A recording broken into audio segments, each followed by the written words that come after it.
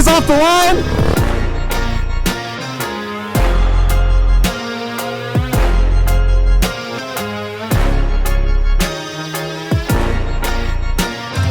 What's going on, guys? Alex here with TFL Bike, and today we have two of the most legendary dual sports that have ever been created.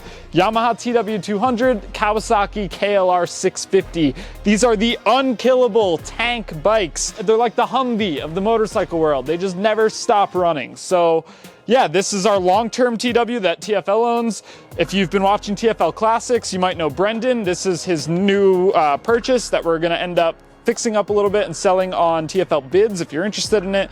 But in this video, we just want to get these bikes side by side, get them out on the road, see what they're all about, and see what the difference is in about 450 cc's of displacement. 1987 must have been one hell of a year for the dual sport, because that's when the TW200 was launched. It's also when this first generation KLR650 was launched. And ever since, these bikes have stayed mostly the same. The TW200 especially.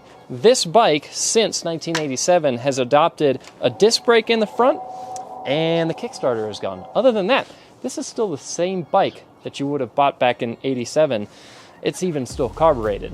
Now, the KLR650 hasn't gone unchanged for quite that long, although it is mostly the same bike today. It is now in its third generation in 2023, but this is a first generation KLR. It's a 1999, and it's just an absolute legend.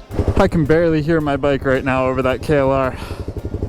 That does have a pipe on it. That's not factory, but that's a much louder, meatier bike than this.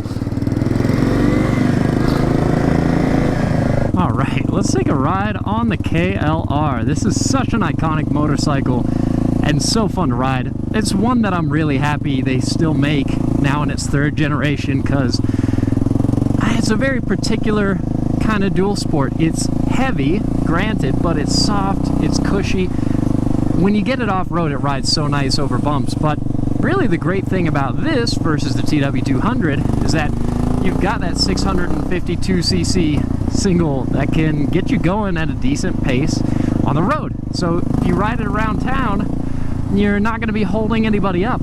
It's a really nice combination. So the thing I love so much about this TW200 is that, one, it's unique. It's got this big fat ATV tire on the back, and people ask you about it everywhere you go. It just looks a little different than that KLR, which is a classic looking dual sport. But the other thing I really like about this bike is how small and nimble it is. I am not a very great dirt rider, so something like this that is still street legal, has enough power to get me out to the trails, but has the right amount of power on the trail where I can really wring its neck and have a good time with it. And then, you know, the bike's light enough where I can drop it and not worry about picking it up myself. Whereas that KLR, yeah, I could probably get that up myself on the trail, but after a few times, it'd be quite the workout. I just don't think I've ever been more comfortable on a motorcycle than I am on the KLR. Riding position is great, nice and upright, and it's a tall, heavy motorcycle, so you gotta be literally on your toes a little bit, and also on your toes about letting it lean over super far when you're low speed maneuvering. But other than that, for a beginner bike, it's not bad. Now this one has something funky going on with the front brake where it seems to hang up, and oh yeah, look at that. The brake is hanging up on the throttle, so that's not fantastic, is it? I mean, like a lot of KLRs, this one has seen better days, but it's still a fun bike to ride. I wish we didn't have so much snow and we could take it up into the mountains, do some trails. Powering this TW200 is a 196cc air-cooled single cylinder, super basic, carbureted. Yeah, it doesn't have a whole lot of guts, but that's not really what you're buying a TW200 for. It's just plenty of fun, and yeah, it's plenty enough power to get you out on the trail, have a good time, get you to the trail on the road, but you know, you're probably not going to want to go on a long highway ride on it. By contrast, this KLR650 has just over 650 cc's, so it is a considerably bigger engine than what you get in the TW200, as you would expect from a considerably larger motorcycle. This particular example is a little bit oily, and it's definitely seen some hard miles, but that's kind of what you expect getting into one of these bikes for just a couple $100. Another big difference between this and the TW200 is that this bike is liquid cooled. All right, now Alex and I are going to do us a little drag race to see just how much quicker the KLR is. Just kind of racing to the end of the road. I'll do on the third honk, okay?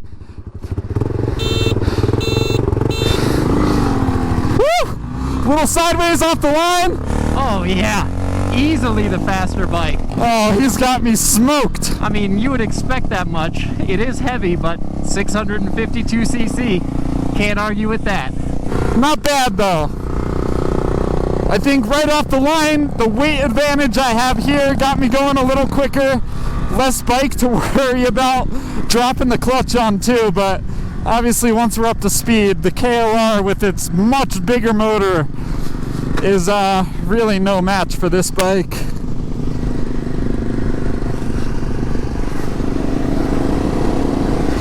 Something just clanked and felt like it fell off. You can also mess with the gearing too, depending on how much off-roading you're doing versus on-road riding. Yeah, depending on what you need out of the KLR, you could really gear it for whatever you're doing. It's awesome. I love these bikes. Even one that's as clapped out as this KLR, you just see and feel the potential in it to be a fantastic dual sport. There's a good reason that they've been making them since '87. Once we're up to a little higher speeds like this, that's where the KLR would be a lot nicer. I'm really wringing this bike's neck right now, going about 55 miles an hour, and you can see on the speedometer there, 55 is kind of its red line, so we don't have much more after that.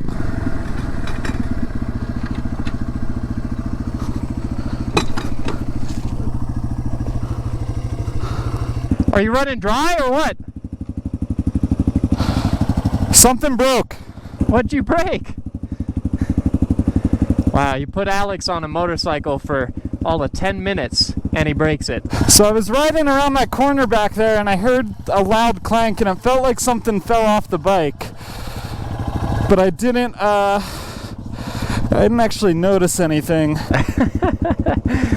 I mean, if anyone could do it, it'd be him. These are both considered to be very durable bikes, but if anyone could break them, I know the guy. That's our problem right there. So nothing fell off. This is just kind of clanking around and hitting my tire. What'd you break, you idiot? This is Oh, is that catching on the tire? the tire, yeah. Oh,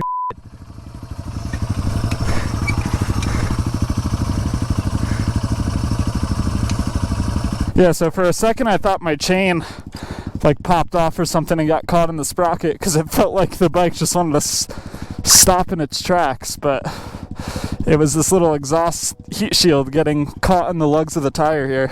as if you're ever gonna make contact with this part of the exhaust. When we get back to the office, we're ripping that thing off. Yeah. Well, I'll tell you what. That should be tight enough to get the gap. Yeah, good enough. Oh man, this is a tall bike. Whew!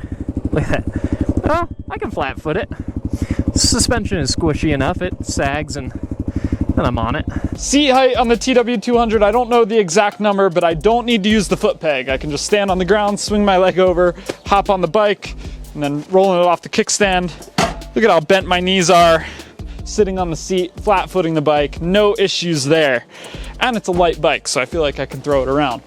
KLR, on the other hand, if I get it on it from the high side, the wrong side, the right side, I could still do that, but it's, oh no, that hurts. So we're gonna use the peg. You need a new peg, or you need to tighten your peg.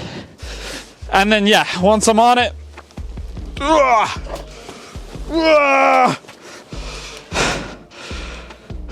can't flat foot it. I'm on my tippy toes, and it's not fun for me to rock this bike off its kickstand. This bike is wobbly. It definitely feels a little clapped out.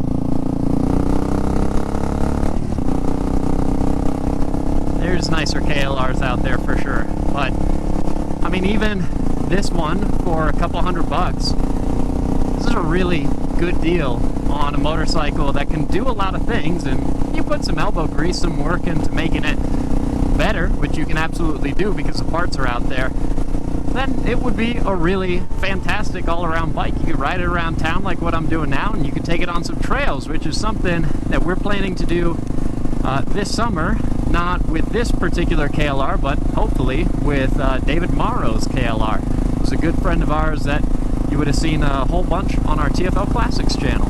I seriously feel like I'm on an electric bike right now with how much I can hear the wind and the bike in front of me and how little I can hear this. Also, while these are extremely different bikes, they're also really similar in one way, and that they're legendary.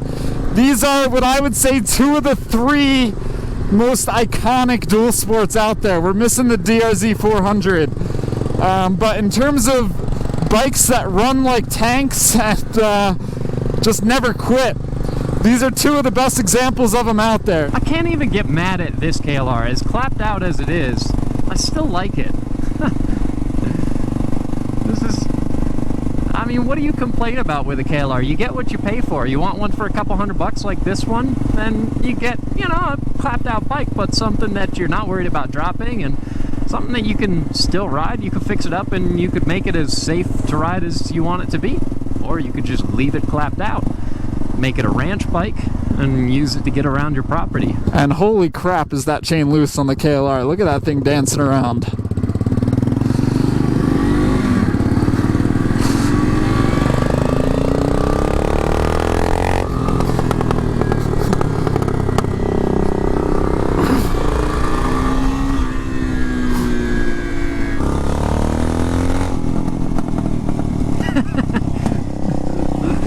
Like machine gun fire.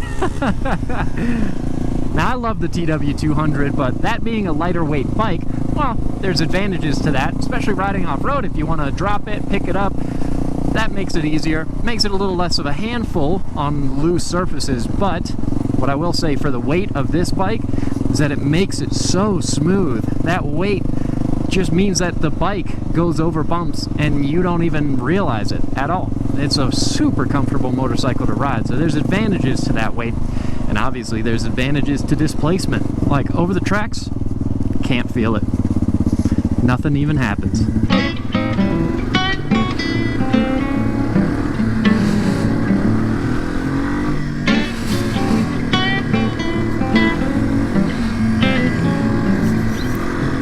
Their differences aside, both of these motorcycles are fantastic for what they are.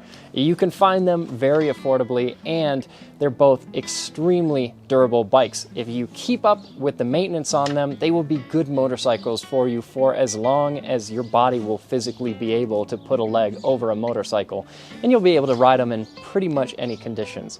So, both awesome motorcycles. If you want to go a little bit faster on the street, and if you want to have slightly more comfortable plush suspension, then I would say go KLR all the way, because this bike is great for that. But if you want a lighter weight bike that leans a little bit more dirt bike and is just less of a handful, then TW200 100%.